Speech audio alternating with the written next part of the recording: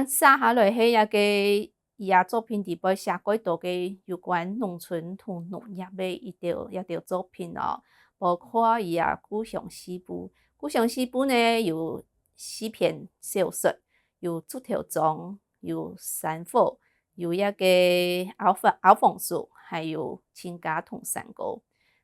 还有颜料，颜料就是写闽南的特殊的颜料的一个故事哦。立山农场是长篇小说，写钟家期立山开发的一个过程。周田同松叶也2篇是散文，写一个周田就是春天的时节，他今年要来种田的一个过程哦。伊呢写的是农村拄到遭害的时节，无意发生的一些故事哦。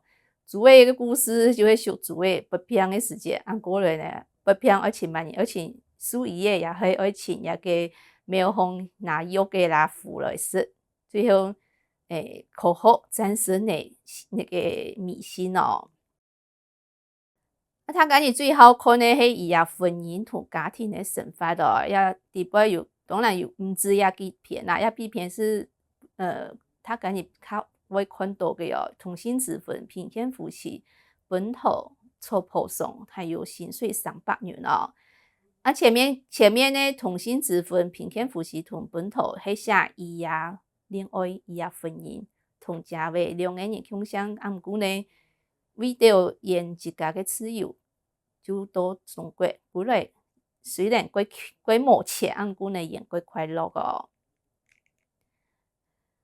第4种是伊同极品的一个书写哦，因为伊拔到个不通火个片哦，饲个嵩山疗养院治疗的时节，伊看到穷人的条朋友的一个奋斗，安样的战胜个片哦，也2篇其实过影响过他，就是讲伊看到的东西，伊写下来。同个不平的他今日穷下来努力了，过最后2个主角都失败的，最后就平死的哦。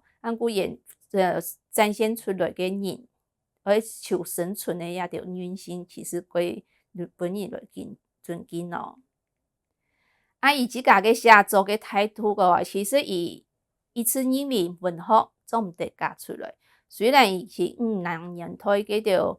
讲反共文学，伊来比来比去个时节咯。过伊讲，安尼毋需要强行灌输，文学是讲毋出来个。但求忠于自家哦，何必计较其他哦？所以你无办法，无个经验，毋用个写一条整套文学哦。